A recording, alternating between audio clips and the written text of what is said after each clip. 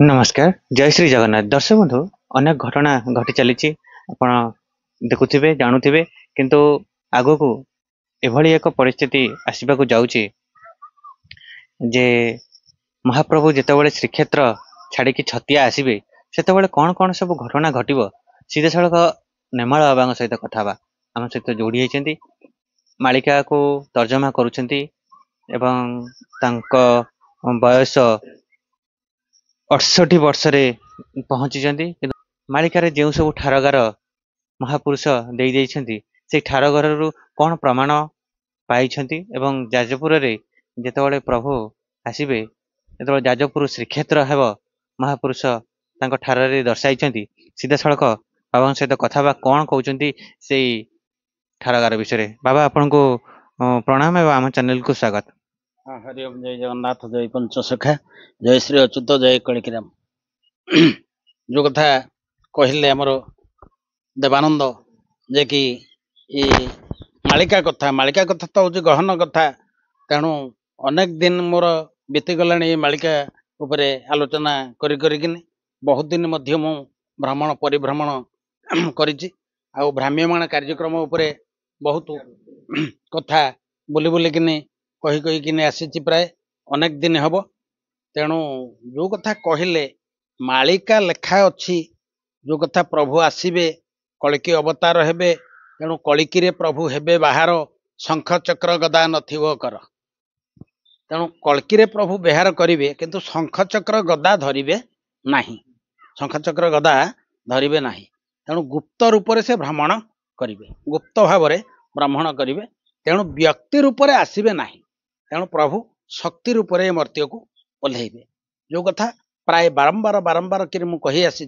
जे शक्ति रूप से प्रभु अवतीर्ण हेबे मर्त्य जेतेबेले अवतीर्ण हेबे तेणु अनेक कथा महापुरुष लिखिछन्ति जो कथा कहले बाबा आपण जो कथाटी कहउछन्ति केउटु प्रमाण पाइछन्ति ना निज अनुभूतिर अनुभवर कथा कहउछन्ति नहीं नहीं मालिकार उल्लेख अच्छी जे प्रभु आसीबे आसिले कौन हेबे ना गुप्त भाव भ्रमण करिवे तेणु गुप्त भाव भ्रमण करेंगे से शंख चक्र गदा नथिबकर गुप्त भाव भ्रमिबे महिर तेणु जो कथा को कलिकल्प गीतार महापुरुष उल्लेख करी खोजिकी पढ़ती जापर सहजरे तेणु बिना लेखा व्यतीत शास्त्र रहित ज्ञान हूँ ज्ञान शास्त्र को छाड़देले आउ किछि ज्ञान नाही तेणु आउ जेते ज्ञान शास्त्र को छाड़देले ताहा निज पाइकी अनुभूतिर अनुभवर कथा ताहा निज पाइकी कथा तेणु समष्टिगत पाइकी प्रमाण दरकार शास्त्र तेणु वासनार मूल शास्त्र अभ्यास रथे आबर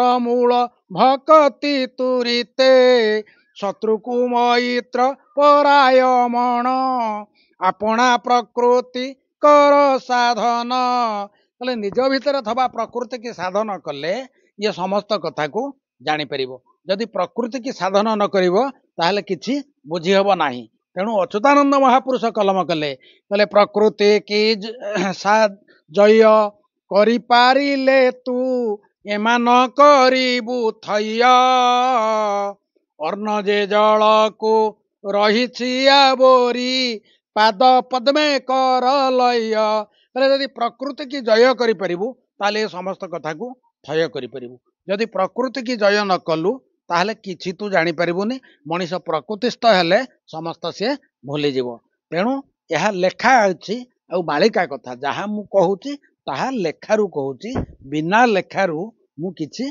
कहे नाही आ कोन बाबा आम प्रसंगटा जे थिला जेतेबेले महाप्रभु श्रीक्षेत्र छाड़िबे कौन सब लीला हबो हाँ श्रीक्षेत्र छाड़िबे जो कथा को कहिसंती अच्युतानंद महापुरुष कहले श्री जगन्नाथ छाड़िबे से बड़ देउल भक्त माने मोर बसी आरंभिबे खेल कहले श्री जगन्नाथ बड़ देउल छाड़िबे ये कथा बाबा बाबा जगन्नाथ तो बड़देव छाड़िबेनी बोली कथा देइछन्ति हाँ से छाड़िबेनी बोली कथा देइछन्ति किंतु श्री जगन्नाथ छाड़िबे से बड़ देउल भक्त माने मोर बसी आरंभिबे खेल तेणु भक्त मानक पाई कि प्रभु अवतार हुअन्ति तेणु भक्त मानक पाई कि प्रभु ए मर्त्य को आसंती आउ आसीचंती तेणु जगन्नाथ छाड़िबे जो कथा कहले बड़ देउल ताकू महापुरुष करछन्ते अनेक थर मध्य देउल छाड़िकिनी आसीचंती प्रभु ए जो हमर ଆସିଲେ କିଏ ନା କଳା ପାହାଡ଼ ଆସିଲେ, ସେତେବେଳେ ମଧ୍ୟ ମନ୍ଦିର ଛାଡ଼ିକିନି ଗୁପ୍ତ ହେଇଥିଲେ ପ୍ରଭୁ। ତେଣୁ ଏଠି ଅନେକ ଘଟଣା ଦୁର୍ଘଟଣା ବିଘଟଣା ହେଲେ ଆମର ଯେତେବେଳେ ମନ୍ଦିର ନିର୍ମାଣ ହେଲା ସେତେବେଳେ ସିଂହାସନ ଛାଡ଼ିଲେ, ସିଂହାସନ ଛାଡ଼ିକିରି ମଧ୍ୟ ଆସିକିନି ରହିଲେ ମୁଖଶାଳା ଭିତରେ। ତେଣୁ ସେଇ କଥାକୁ କହିଛନ୍ତି ମହାପୁରୁଷ, କହିଲେ 22 ପାହାଚେ ମିନ ଖେଳୁଥିବ ସିଂହାସନରେ ବରୁଣ, ମକା ମଦିନାରେ ଘୋର ରଣ ହେଲେ ମରିବେ ପ୍ରକୃତି ଗଣ। କହିଲେ ଯେତେବେଳେ 22 ପାହାଚରେ ମିନ ଖେଳିବ, ଆଗାମୀ ଦିନ ଆସୁଛି, ସମୁଦ୍ର ଉଠି ଆସିବ, ପବନ ବହିବ, କଳ୍ପ ବଟ ମୋହର ଭାଙ୍ଗି ପକେଇବ, ଏକଥା ମଧ୍ୟ ମାଳିକାରେ ଉଲ୍ଲେଖ ଅଛି, ମାଳିକା ଲେଖା ଅଛି। ତେଣୁ ଦକ୍ଷିଣ ଦିଗରୁ ଯୋଉ ସମୁଦ୍ର ବହିବ, 22 ପାହାଚରେ ମିନ ଖେଳିବ, ସିଂହାସନରେ ବରୁଣ ଆସିବ, ଏଇ ସବୁ କଥା ମଧ୍ୟ ଆଗାମୀ ଦିନକୁ ହବ ବୋଲି ମହାପୁରୁଷ ମାନେ ଉଲ୍ଲେଖ କରିଛନ୍ତି। ତେଣୁ କେତେ ସତ୍ୟ କେତେ ମିଥ୍ୟା ଫଳେନ ପରିଚୟତେ ଅଙ୍ଗେ ଲିଭେଇଲେ ଆପଣ ମାନେ ଜାଣିଛନ୍ତି। ଯାହା ଲେଖା ଥିଲା କିଛି ହେଇଛି, ଆଉ ଯାହା ଲେଖା ଅଛି ଆଗକୁ ନିଶ୍ଚୟ କିଛି ଘଟିବ। ଜୟ ଜଗନ୍ନାଥ। ବାବା, ଯେତେବେଳେ ଯାହା ଲେଖା ଅଛି ଆପଣ ଲେଖାରୁ କହୁଛନ୍ତି, କିନ୍ତୁ ଯେତେବେଳେ ମହାପ୍ରଭୁ ଛତିଆରେ ପହଞ୍ଚିବେ, ପ୍ରଭୁ ତ କଥା ଦେଇଥିଲେ ଏ ଶ୍ରୀମନ୍ଦିର ଛାଡିକି କୁଆଡେ ଯିବେନି ବୋଲି, କିନ୍ତୁ ଯାହା ଲେଖା ଅଛି ଯେ ମହାପ୍ରଭୁ ନିଶ୍ଚୟ ଯାଜପୁରକୁ ଆସିବେ। ହଁ, ଦେବାନନ୍ଦ ଯୋଉ କଥା ପଚାରିଲ, ବହୁ ଚ୍ୟାନେଲରେ ମଧ୍ୟ ବହୁ ୟୁଟ୍ୟୁବର ମାନେ ପଚାରିଛନ୍ତି ଏ କଥା, ବହୁ ସମୟ ଧରି ମୁଁ ଆଲୋଚନା କରିଛି। ତେଣୁ ପ୍ରଭୁ ଆସିବେ ଏଇଥିପାଇଁ କି ଯେ ଭାଗବତରେ ଜଗନ୍ନାଥ କହିଲେ, ଜଗନ୍ନାଥ ଯେ 16 କଳା ତହୁଁ କଳାଏ ନନ୍ଦବଳା, କଳାକୁ 16 କଳା କରି ଗୋପେ ବିହରେ ନରହରି। ତେଣୁ ଏ କଳାକୁ 16 କଳା କରି ଗୋପେ ବିହରେ ନରହରି। ତେଣୁ ଜଗନ୍ନାଥ ହଉଛନ୍ତି 16 କଳା। ତେଣୁ 16 କଳାରୁ ସେ ଗୋଟେ କଳା ଧରିକିନି ପ୍ରଭୁ ଲୀଳା କରିବେ ଏ ମର୍ତ୍ତ୍ୟରେ। ତେଣୁ ନୀଳାଞ୍ଚଳ ଛାଡ଼ି ନର ଅବତାରେ ଲୀଳା କରିବେ ଗୁପତ ଭାବରେ। ତେଣୁ ପ୍ରଭୁ ପୂର୍ବରୁ କଥା ଦେଇଛନ୍ତି କଳ୍କୀ ଅବତାର ହେଇକିନି ଆସିବେ, ଯୋଉ କଳ୍କୀ ଅବତାର ହେଇକିନି ଆସି ଭକ୍ତମାନଙ୍କୁ ଉଦ୍ଧାର କରିବେ। ତେଣୁ 16 କଳାରୁ ଗୋଟିଏ କଳାକୁ ଧାରଣ କରି ପ୍ରଭୁ ଆସିକିନି ଏ ମର୍ତ୍ତ୍ୟରେ ଲୀଳା କରିବେ। ସେ ଯୋଉ ଗୋଟିଏ କଳାକୁ ଧାରଣ କରିକିନି ସେ ନର ଶରୀରରେ ଲୀଳା କରିବେ, ସେଇବେଳରେ କଳ୍କୀ ଅବତାର ଗୁପ୍ତରେ ହେଇ ଛତିଆରେ ଯାଇ ପହଞ୍ଚିବେ। ଜୟ ଜଗନ୍ନାଥ। ବାବା, ଆପଣ କହୁଛନ୍ତି ଯାଜପୁର କଣ ଶ୍ରୀକ୍ଷେତ୍ର ହବ? ଯାଜପୁର ହବନି, ସେଇ ଯୋଉ ଛତିଆ ଶ୍ରୀକ୍ଷେତ୍ର ହବ। ତେଣୁ ଛତିଆ କଥା ମହାପୁରୁଷ ଉଲ୍ଲେଖ କରିଛନ୍ତି, କହିଲେ ଛତିଆ ବଟରେ ହାଡିଆ କମ୍ହାର ଚାହିଁଛି ପ୍ରଭୁ ପଥକୁ, ଶ୍ରୀକ୍ଷେତ୍ର ଯେ 7 ଦିନ ବସିବଟି ଭକ୍ତଙ୍କୁ ଲୋଡ଼ିବାକୁ। କହିଲେ ଭକ୍ତଙ୍କୁ ଲୋଡ଼ିବା ପାଇଁ କି, ଭକ୍ତଙ୍କୁ ରଖିବା ପାଇଁ କି ସେ ଗୁପ୍ତରେ ଅବତାର ହେବେ। ସେ ଯୋଉ ଗୁପ୍ତରେ ହେବେ ଅବତାର, ତେଣୁ କଳିକଳ୍ପ ଗୀତାରେ ସେଇ କଥା କହିଲେ, ଭକତ ପାଇଁ କି ଗୁପ୍ତରେ ହେବି ଅବତାର, ମହାନଦୀ ତଟରେ ରଚିବି ଖେଳ ଘର, ଭକତ ମାନଙ୍କ ଟାଣ ରଖିବାର ପାଇଁ ଲୀଳା ଖେଳା କରୁଥିବେ ଗୁପ୍ତରେ ଥାଇ। ସେ ଗୁପ୍ତରେ ରହିକିନି ଲୀଳା ଖେଳା କରିବେ, ଆଉ ଛତିଆରେ ଯାଇକିନି ପହଞ୍ଚିବେ। ସେଇ ଯୋଉ କଳ୍କୀ ଅବତାର ନର ଶରୀର ମାନବ ଦେହରେ ଲୀଳା ହବ। ତେଣୁ ମାନବୀୟ ଲୀଳାକୁ ପ୍ରଭୁ ଧାରଣ କରିବେ ମାନବ ଶରୀରରେ, ଆଉ ମାନବୀୟ ଲୀଳାକୁ ପ୍ରଚାର ପ୍ରସାର କରିବେ, ଯାହାକୁ ଭକ୍ତ ଛଡା ଅନ୍ୟ କେହି ଜାଣିପାରିବେ ନାହିଁ। ଯୋଉମାନେ ତାଙ୍କର ଭକ୍ତ, ଯୋଉମାନେ ତାଙ୍କର ଅଙ୍ଗଲାଗୀ ଭକ୍ତ, ଯୋଉମାନେ ତାଙ୍କର ଅଙ୍ଗସଙ୍ଗ ଭକ୍ତ, ଯୋଉମାନେ ତାଙ୍କର ଲୀଳାଙ୍ଗୀ ଭକ୍ତ, ଯୋଉମାନେ ତାଙ୍କର ଯୁଗଳାଙ୍ଗୀ ଭକ୍ତ, ଯୋଉମାନେ ତାଙ୍କର ପୂର୍ବରୁ ସେମାନଙ୍କର କ୍ରିୟାକର୍ମ ରହିଛି, ସେଇମାନେ ଜାଣିପାରିବେ। ତେଣୁ ସେ ଭକ୍ତଙ୍କ କଥା ତ ଅନେକ ଚ୍ୟାନେଲରେ ଅନେକ ମାଧ୍ୟମରେ କହି କହି ଆସିଛି, ଆଗାମୀ ଦିନକୁ ମଧ୍ୟ ବହୁତ କଥା। ନାଇଁ ବାବା, ନାଇଁ ବାବା, ଆମେ ଜାଣିବା କଥା ଯେ ଆପଣ କହୁଛନ୍ତି ଯେ ଛତିଆ ହବ ଶ୍ରୀକ୍ଷେତ୍ର, ଯେବେ ଏବେ ପୁରୀରେ ଶ୍ରୀକ୍ଷେତ୍ର ଅଛି, ପୁଣି ଯାଜପୁର ଛତିଆରେ ଆପଣ କହୁଛନ୍ତି ଶ୍ରୀକ୍ଷେତ୍ର ହବ? ହଁ, ଛତିଆରେ ଶ୍ରୀକ୍ଷେତ୍ର ହବ ଏଇଥିପାଇଁ କି ଯେ କି ନୀଳାଞ୍ଚଳ ଛାଡ଼ି ନର ଅବତାରେ ଲୀଳା କରିବେ ଗୁପ୍ତ ଭାବରେ। ଯୋଉ ହାଡିଆ କମାର ଅପେକ୍ଷା କରିଥିଲେ ଯେ କି ପ୍ରଭୁଙ୍କର ଏଇ ଶ୍ରୀକ୍ଷେତ୍ର ହବ, ଶ୍ରୀକ୍ଷେତ୍ର ହେଲେ ମହାପ୍ରସାଦ ହବ, ଭକ୍ତ ମାନଙ୍କର ଲୀଳା ଖେଳା ସେଠି ଚାଲିବ। ତେଣୁ ଯୋଉଠି ଲକ୍ଷେ ଭକ୍ତ ଏକତ୍ରୀକରଣ ହେବେ ସେଠି କ୍ଷେତ୍ର ପ୍ରସ୍ତୁତି ହେବ, ଆଉ ଶ୍ରୀକ୍ଷେତ୍ର ରୂପରେ ପରିଣତ ହେଇଯିବ। ତେଣୁ ଗୋଟେ ଦିନ ଶ୍ରୀକ୍ଷେତ୍ର ରୂପରେ ପରିଣତ ହଉଛି ଆମର ନେମାଳ, ଯେ କି ମହାପୁରୁଷ ଅଚ୍ୟୁତାନନ୍ଦ ମାଗିଥିଲେ ଯେ କି ଜ୍ୟେଷ୍ଠ ପୂର୍ଣ୍ଣିମା ଦିନ ପ୍ରଭୁ ନୀଳାଞ୍ଚଳରୁ ଆସନ୍ତି, ଆଉ ଲକ୍ଷ ଲକ୍ଷ ଭକ୍ତ ଶ୍ରଦ୍ଧାଳୁ ମଧ୍ୟ ଆମର ନେମାଳ ପଦ୍ମବନରେ ଏକତ୍ରୀକରଣ ହୁଅନ୍ତି। ଆଉ ପ୍ରଭୁ ଆସିବାର ସନ୍ତକକୁ ସେ କହିଛନ୍ତି, ଯେବେ ଜ୍ୟେଷ୍ଠ ପୂର୍ଣ୍ଣିମାରେ ଯେତେ ଖରା ହେଲେ ମଧ୍ୟ ଖରା ଦିନରେ, କିନ୍ତୁ ପ୍ରଭୁ ଆସିବା ସମୟକୁ 4 ଟୋପା ବର୍ଷା ହେବ। ତାହା ସେ ବେଳରୁ ଏ ବେଳ ପର୍ଯ୍ୟନ୍ତ ମଧ୍ୟ ଆପଣମାନେ ଅଙ୍ଗେ ଲିଭଉଛନ୍ତି ଯୋଉମାନେ ଆସିଛନ୍ତି ସେମାନେ ଜାଣିଥିବେ। ତେଣୁ ପ୍ରଭୁଙ୍କର ମାୟା ହଉଛି ଅତ୍ୟନ୍ତ ଗୋପନୀୟ କଥା। ତେଣୁ ଆମ୍ଭର ଏ ଲୀଳା ଅତ୍ୟନ୍ତ ଗୁପ୍ତ, କହିଲେ କେ ପ୍ରତ୍ୟେ ଯିବ। ଜଣେ ଜଣେ ଲୋକ ଅଛନ୍ତି ସୃଷ୍ଟିରେ ବୁଝିବେ ଏ ଲୀଳା ଭାବ। ତେଣୁ ଜଣେ ଜଣେ ଲୋକ ଏ ସୃଷ୍ଟିରେ ଅଛନ୍ତି ଏ ଲୀଳା ତତ୍ତ୍ୱକୁ ବୁଝିବେ, ଆଉ ଅଲଗା କେହି ଜାଣିପାରିବେ ନାହିଁ। ବାବା ତାହେଲେ ଆମେ କେମିତି ଜାଣିବା, ସେଇ ଭକ୍ତଙ୍କୁ କେମିତି ଜାଣିବା, ଚିହ୍ନିବା କେମିତି? ହଁ, ସେ ଭକ୍ତଙ୍କୁ କେମିତି ଜାଣିବା? ତେଣୁ ସେ ଭକ୍ତଙ୍କର କଥା ହଉଛି ଅଲୌକିକ କଥା। ସେ ଯୋଉ ଭକ୍ତ ସେ ଗୁପ୍ତରେ ଅଛନ୍ତି, ଭକ୍ତଙ୍କୁ ଜାଣିବା ପାଇଁ କି ହେଲେ ଦେବାନନ୍ଦ ଯୋଉ କଥା କହିଲ ଯେ କୃଷ୍ଣ ଶ୍ରବଣ ମାତ୍ରକେ ଲୋମାଦ୍ଗମ ହବ, କୃଷ୍ଣ ଶ୍ରବଣ ମାତ୍ରକେ ଅଶ୍ରୁ ଝରୁଥିବ, କୃଷ୍ଣ ଶ୍ରବଣ ମାତ୍ରକେ ଭାବେ ବିହଳିତ, କୃଷ୍ଣ ଶ୍ରବଣ ମାତ୍ରକେ ଗଦଗଦେ କମ୍ପିତ। ତେଣୁ ଯିଏ କୃଷ୍ଣର ନାଁ ଶୁଣିଲେ ତେଣୁ ତାଙ୍କର ହୃଦୟ ଲୋମାଦ୍ଗମ ହବ। ତେଣୁ କୃଷ୍ଣ ବୋଲି କିନି ଉଚ୍ଚାରଣ କଲେ ତାହେଲେ ସେମାନେ ଭାବରେ ବିହଳିତ ହେଇଯିବେ। ତେଣୁ କୃଷ୍ଣର ନାଁ ଶୁଣିଲେ ସେମାନେ ଅତି ଆନନ୍ଦିତ ଆଉ ପ୍ରଫୁଲ୍ଲିତ ହେବେ। ନେତ୍ରରୁ ଧାର ଧାର ଲୋତକ ଝରି ଆସୁଥିବ। ଶୁଣ ଅଗତ୍ୟା ଏହିପରି ଭାବ ଥିଲେ ଭକତ ବୋଲି ତାକୁ ବୋଲନ୍ତି ବୁଦ୍ଧ ଜନେ। ତେଣୁ ଏ କଥା ଆମେ କହୁନୁ, ବୁଦ୍ଧ ଜନ ମାନେ ପୂର୍ବରୁ ଏ କଥା ଲେଖିକିରି ରଖିଦେଇ ଯାଇଛନ୍ତି। ଏଇ ପ୍ରକାର ଲକ୍ଷଣରେ ଭକ୍ତମାନେ ଅଛନ୍ତି। କିଛି ଲକ୍ଷଣ ଅଛି ଭକ୍ତଙ୍କର, କିଛି ଲକ୍ଷଣ ଅଛି ସନ୍ଥଙ୍କର, କିଛି ଲକ୍ଷଣ ଅଛି ଋଷିମାନଙ୍କର, କିଛି ଲକ୍ଷଣ ଅଛି ମୁନିମାନଙ୍କର, କିଛି ଲକ୍ଷଣ ଅଛି ସାଧୁମାନଙ୍କର, କିଛି ଲକ୍ଷଣ ଅଛି ଦୁଷ୍ଟମାନଙ୍କର, କିଛି ଲକ୍ଷଣ ଅଛି ଚୋରମାନଙ୍କର। ଏମିତି ଅନେକ ପ୍ରକାର ଲକ୍ଷଣ ଅଛି। ତେଣୁ ଏଇ ଯୋଉ ଲକ୍ଷଣ ଗୁଡାକ ଅଛି ଏ ଚତୁର୍ବର୍ଣ୍ଣା ମାୟା ସୃଷ୍ଟ ଗୁଣକର୍ମ ବିଭାବସୁ, ଏ ସମସ୍ତ ଗୁଣରୁ କର୍ମରୁ ଏମାନେ ଧରା ପଡିବେ। ତେଣୁ ଭକ୍ତମାନଙ୍କୁ ଜାଣିବା ହେଲେ ସେମାନଙ୍କର ଭକ୍ତିର କ୍ରିୟା ଗୁଣ କର୍ମ ଇତ୍ୟାଦି ସମସ୍ତ ଭରପୁର ହେଇକିରି ତାଙ୍କ ଭିତରେ ଥିବ। ଏହି ସବୁ କ୍ରିୟା ଜାଣିଲେ ଜାଣିବ ସେମାନେ ଭକ୍ତ ବୋଲି। ତେଣୁ ଲକ୍ଷ ଭକ୍ତ ଯେତେବେଳେ ଏକତ୍ରୀକରଣ ହେଇଯିବେ ସେତେବେଳେ ପ୍ରଭୁଙ୍କର ସ୍ୱୟଂ ଆବିର୍ଭାବ ହବ, ଆଉ ସେଠି ମହାପ୍ରସାଦ ନିର୍ମାଣ ହବ, ଆଉ ଶ୍ରୀକ୍ଷେତ୍ର ବୋଲି କେନେ ପ୍ରମାଣ ମଧ୍ୟ ଜଣା ପଡିବ।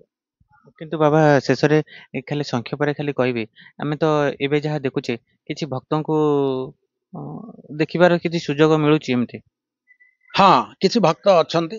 ତେଣୁ ଯୋଉମାନେ ଗୁପ୍ତରେ ଅଛନ୍ତି ସେମାନେ ପ୍ରକାଶ ହେବେ। ତେଣୁ ଗୁପ୍ତର ଭକ୍ତ ଯୋଉମାନେ ପ୍ରକାଶ ହେବେ, ତେଣୁ ପ୍ରକାଶ ହେଲେ ଉଶ୍ୱାସ ହୋଇବ ମହି। ନା ବାବା ଏବେ କିଛି ସାମ୍ନାକୁ ଆସିବେ ଏମିତି ଭକ୍ତ କିଛି? ହଁ, ଏବେ କିଛି ଭକ୍ତ ଅଛନ୍ତି, ସେମାନେ ଆସୁଛନ୍ତି ଆଉ ଆସିବେ ମଧ୍ୟ। ତେଣୁ ଏଇ ପ୍ରକାର ଲକ୍ଷଣ ଗୁଣ କର୍ମ କ୍ରିୟାକୁ ଦେଖିଲେ ଜଣା ପଡିବ। ଆଉ କିଛି ଭକ୍ତଙ୍କ କଥା ମଧ୍ୟ ମହାପୁରୁଷ ମାଳିକାରେ ଉଲ୍ଲେଖ କରିଛନ୍ତି। ସେ ମାଳିକା ପଢିକିନି ସେମାନଙ୍କର ଗୁଣକର୍ମ ଆଉ ତାଙ୍କୁ ଖୋଜିଲେ ବୁଝିଲେ ତାଙ୍କର ଠା ଠିକଣା ଜାଣିଲେ ତାହା ମଧ୍ୟ ସହଜରେ ଜଣା ପଡିବ। କିନ୍ତୁ ବାବା ଯୋଉଭଳି ଭାବରେ ଭକ୍ତ ଦାସିଆ ବାଉରୀ, ଭକ୍ତ ବନ୍ଧୁ ମହାନ୍ତି, ତାଙ୍କ ଭଳି ଭକ୍ତ ବାବା ଏବେ ତ କାହିଁକି ଦେଖିବାକୁ ମିଳୁନାହାନ୍ତି? ହଁ, ସେଇ ବେଳରେ ସେମାନଙ୍କୁ ଦେଖିବାକୁ ମିଳୁନଥିଲା, ସେମାନଙ୍କୁ ମଧ୍ୟ କେହି ପସନ୍ଦ କରୁନଥିଲେ। ତେଣୁ ଦାସିଆ ବାଉରୀ ନିଜେ ତାଙ୍କର ହଳ କାମ କରୁଥିଲା। ତେଣୁ ବନ୍ଧୁ ମହାନ୍ତି ତାଙ୍କର ନିଜ କର୍ମ କରିକି ରହୁଥିଲେ, ତାଙ୍କୁ କେହି ଜାଣୁନଥିଲେ। ଭକ୍ତ ସାଲବେଗ ଯେମିତି ଆସିଲେ ତାଙ୍କୁ କେହି ଜାଣିନଥିଲେ। ଏଠି ଆସି ପହଞ୍ଚିଲା ପରେ ପ୍ରସାର ପ୍ରସାର ହେଲା। ତେଣୁ ଇଏ ସର୍ବେ ଚଳିବେ କାଳ ବଳେ, ଯଶ ରହିବ ମହିତଳେ। ସମସ୍ତେ ଗଲା ପରେ ସେମାନଙ୍କର କ୍ରିୟାକର୍ମ ଜଣା ପଡେ। ତେଣୁ ଥିବା ଯାଏ କେହି ତାଙ୍କୁ ଜାଣିପାରିବେ ନାହିଁ। କାହିଁକି ନା ସେମାନେ ହଉଛନ୍ତି ଅତି ଗୁପ୍ତ। ତେଣୁ ସେମାନେ ପ୍ରଭୁ ପ୍ରେମରେ ବିହଳିତ, ପ୍ରଭୁ ପ୍ରେମରେ ବାଇଆ। ତେଣୁ ଭକ୍ତ ସବୁବେଳେ ସେ ସତ୍ୟ, ଶାନ୍ତି, ଦୟା, କ୍ଷମାକୁ ନେଇକିନି ବଞ୍ଚିଥାଏ। ଆଉ ଏଇ ପ୍ରକାର କ୍ରିୟା ଯଦି ଥିବ ତାଙ୍କ ପାଖରେ, ତାହେଲେ ତାଙ୍କୁ ଭକ୍ତ ବୋଲିକିନି ବୁଝି ହବ କି ଜାଣି ହବ। ଆଉ ଭକ୍ତମାନେ ବହୁତ ହୀନସ୍ତାରେ ଥିବେ, ବହୁତ କଷ୍ଟରେ ଥିବେ, ବହୁତ ଯନ୍ତ୍ରଣାରେ ଥିବେ, ଯାହା ମହାପୁରୁଷ କହିଛନ୍ତି। ତେଣୁ ସେଇ କଥା କହିଲେ, ସତ୍ୟ ଯେ କହିବ ପାହାର ଖାଇବ, ମିଥ୍ୟାର ହୋଇବ ଜୟ, ଚୋର ଖସିଯିବ ସାଧୁ ବନ୍ଧା ହବ, କଳି ଯୁଗରେ ନ୍ୟାୟ। ତେଣୁ ଯୋଉମାନେ ସତ୍ୟ କହିବେ ସେମାନେ ହୀନସ୍ତା ହେବେ। ଯିଏ ସତ୍ୟ କହିବ ପାହାର ଖାଇବ, ମିଥ୍ୟାର ହୋଇବ ଜୟ। ଯୋଉମାନେ ମିଥ୍ୟାକୁ ଆଚରଣ କରିବେ ସେମାନେ ସବୁବେଳେ ଜୟସ୍ପଦ ଲାଭ କରୁଥିବେ। ତେଣୁ ଚୋର ଖସି ପଳଉଥିବ, ଏଠି ଏ ଯୁଗରେ ସାଧୁ ବନ୍ଧା ହଉଥିବ। ତେଣୁ ଏଇ ପ୍ରକାର କ୍ରିୟା ଯୁଗ ଓଲଟିବ, କ୍ରିୟା ପାଲଟିବ, ପ୍ରାଣୀ ହେବେ ରଣ ଭଣ, ଥୋକେ ଭକତିଆ ହୋଇ ବୁଲିବେ ସଂସାରେ, ମନରୁ ନତେଜି ଟାଣ। ବହୁତ ଭକ୍ତ ବାହାରିବେ। ତେଣୁ ତା ଭିତରେ ହଉଛନ୍ତି ଯୋଉମାନେ ସାରସତ୍ୱ ଭକ୍ତ, ସେମାନେ ପ୍ରଭୁ ପ୍ରେମରେ ବାଇଆ ଥିବେ। ଆଉ କିଛି ଭକ୍ତ ବୋଲେଇକିନି କିଛି ଲୁଟପାଟ ମଧ୍ୟ ସମାଜରୁ କରୁଥିବେ। ତେଣୁ ଇଏ ଭକତିଆ ହୋଇକିରି ସଂସାରେ ବୁଲିବେ, ମନରୁ ନତେଜି ଟାଣ। ଇଏ କାହାରି ଟାଣପଣ ଯିବନି। ସିଏ କିନ୍ତୁ ଚିତା ତିଳକ ଲଗାଇ ଭକତ ବୋଲାନ୍ତି, बोलाइले कि तरिवे शेषकु दुर्गति तेणु चिता तिलक लगे भक्त बोलेइले किछि लाभ हबनी शेषकु से माने दुर्गति खरपर रे पड़िबे तेणु टाकी अछि महामाई खपर पताई टाण भांगी देव दिन अच्युत कहई बोले टाकी अछि महामाई टाकी किनि बसिछि सेमानकर गर्भ को खर्ब करबा पे टाकी अछि महामाई खपर पताई ये समस्त टाण भांगी दब दिन अच्युत कहई जय जगन्नाथ बाबा शेषରେ ଖାଲି ସଂକ୍ଷେପରେ ବାବା ଆପଣ ମାଳିକା ଏତେ ତର୍ଜମା କରୁଛନ୍ତି ତର୍ଜମାରୁ ସେ ଠାରଘରରୁ କେତେ ଅନୁଭବ ଆଉ କେତେ ପ୍ରମାଣ ପାଉଛନ୍ତି? हाँ अनुभव तो बहुत कथा मो भितर अच्छी देवानंद अनुभव कथा कही हेबनी तेणु अनुभव कथा केवल अनुभवी बुझे आन आगे ताहा कहले हास्य प्राय मणिमे तेणु अनुभव कथा ये चैनल मुहरे कही हेबनी कहीं ना कहले बहुत हास्य परिहास आसीबो तेणु जो मानक भितर किछि अनुभव अछि जो माने अनुभवी भक्त सेही माने केवल अनुभव कथा को बुझिबे तेणु केमिति ना ये अनुभव कथा जे कि रही बहुत अनुभव गंठी हृदय पका जेते कहले कि सिउका टंका तेणु जदि अनुभव नाही जीवर मूल अनुभव उद्धवे कहले माधव तेणु जो अनुभव कथा ताहा निज भितर कथा से अंगे लिभेइबा कथा एवं बुझिबा कथा जानिबा कथा केते दुख कष्ट रे बंचिबा को पड़े ताकू से अनुभव कथा जानिछि तेणु एठे गरीब बुझई गरीब वेदना ताहा कि बुझिब साहू तेणु गरीब जी से गरीब कथा जानिछि जे धनी लोक से गरीब कथा बुझी परिबो नाही तेणु जो मानक भितर अनुभव अच्छी से अनुभव कथा बहुत कथा अच्छी बहुत अनुभव मो भितर अच्छी कहीं ना दीर्घ दिन मु ये मालिका पछरे धाईची आ मो सहित भी अनेक साधु संत गले किए केते देहांत हो गले मो सहित कालीमाता थिले एठे हमर नेमाल रे जे कि थिले गोविंद गोस्वामी थिले तांको परे विवेकानंद गोस्वामी आसिले एबे गगनानंद गोस्वामी किछि दिन महंत होइकिनि सी वर्तमान पीठुरु गले जो कथा चली तेणु एठी तीन पीढ़ी मु देखि सारे कोडी नेमाळे रे तेणु पुरी रे मध्य सेमिति अनेक साधु संत केते गलेनी हमर जे कि वैकुंठनाथ फुलमालिया थिले जने साधु तांको कथा कहले तो केही बुझिबेनी विशेष करी गारेई मठरे बुधिया बाबा थिले सी मध्य आसी बहुत समय मिसिचंती बहुत समय बसिचंती काई मेटी रे मथुरा बाबा थिले तेणु मथुरा बाबा मध्य बहुत समय मिसिचंती आम सहित कथा होइचंती एमिति अनेक अनेक साधु गलेनी ବାବା ମାଳିକାକୁ କଣ ତର୍ଜମା କରିବାକୁ ତାଙ୍କର ଠାରଗାରକୁ ବୁଝିବା ପାଇଁ କଣ କରିବାକୁ ପଡିବ ଡିଗ୍ରୀ ନା ସେଇଭଳି ଜଣେ କିଛି ପାଠ ନ ପଢିଥିବା ବ୍ୟକ୍ତି ସେ ବି ମାଳିକାକୁ ବୁଝିପାରିବ ଏବଂ ବୁଝାଇ ପାରିବ? हाँ मालिका को सहजरे बुझी हब तेणु गोटे कथा कहले मालिका को बुझाक हेले आमर साधारण कथा शिक्षार पद्धति जितेबाला नथिला सेतेबेले गुरु कुटीर रहीकि गुरु मार्ग ये तत्व बुझुतले तेणु जितेबाला शिक्षार प्रभाव आसिला वर्तमान पाठशाठ पढ़ी समस्त बुद्धि विवेक हो जाइए तेणु बुद्धि विवेक हेले मध्य ये ओडिया गीति साहित्य को बुझा टिके कष्टकर हो जाउची एमाने सहजरे बुझुना सहजरे ताकू ग्रहण करि पारुनांती तेणु ये समस्त मध्य बुझी पारिबे समस्त मध्य जानी पारिबे किंतु ता भितर मन निवेश करिकिने निष्ठार सह कर्म कले तेणु गुरु कहले ताहा जानी नहिले भ्रम थाए प्राणी तेणु मार्ग होउची गुरु दर्शन आध्यात्मिक अधिदैविक अधिभौतिक क्रिया रे जदि आपण माने रहिबे ताहाले ताहा सहजरे बुझी हारिबो एकनिष्ठ हेकिनि कर्म कले ताहा सहजरे बुझी परिबो एकत्मिक क्रिया रे रहिले ताहा सहजरे बुझी परिबो जेमति हमें कोर्स कंप्लीट करूचे तेणु कोर्स कंप्लीट करिया को हमें हेले कॉलेज जाउचे